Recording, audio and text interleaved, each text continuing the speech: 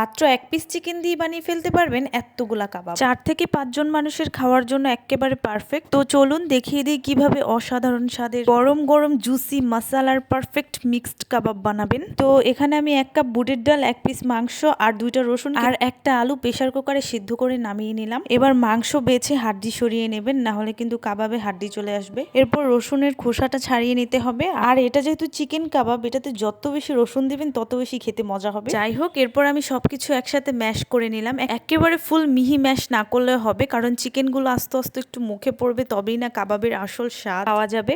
যাই হোক, এবার এটাকে মাসালাদার বানানোর পালা। মিশ্রণটাকে একটা বলে নিয়ে এটার মধ্যে দিয়ে দিয়েছি আদা, রসুন, পেঁয়াজ, কাঁচামরিচ, হলুদ, মরিচ, গরম মশলা বাটা, জিরে গুঁড়া, হাফ চামচের থেকে একটু বেশি চিনি, স্বাদ মতো লবণ, 2 চামচ লেবুর রস, একটা ডিম, 2 চামচ বেসন। এবার সবকিছু একসাথে হাত দিয়ে ভালো করে মাখিয়ে নেবে। আমার মিশ্রণটা একটু পাতলা হয়ে যাওয়ার কারণে আরো 1 চামচ বেসন দিয়ে দিয়েছি। এবার সবকিছু একসাথে ভালো করে মাখিয়ে আমি ছোট ছোট কাবাবের শেপ দিয়ে নিচ্ছি। অনেকে বড় বড় শেপ দেয়, বাট আমার কাছে মনে হয় ছোট ছোট শেপের কাবাবগুলোই ভেতর থেকে ভালো করে কুক হয় এন্ড অনেক বেশি জুসি লাগে খেতে। এবার আমি সবগুলো কাবাব এপিট ওপিট করে উল্টে পাল্টে কালারফুল করে ভেজে তুলে নিচ্ছি। জীবনে অনেক কিছুই আসা যাওয়া করে, কিন্তু কিছু স্বাদ থাকে মনে গেঁথে, এই চিকেন কাবাবটার মতো। এবার ভেঙে দেখাই। তোরে ছাড়া ছাড়া চিকেন গুলা দেখা যাচ্ছিল আর মুখেও লাগছিল, খেতেও অনেক মজা লাগছিল।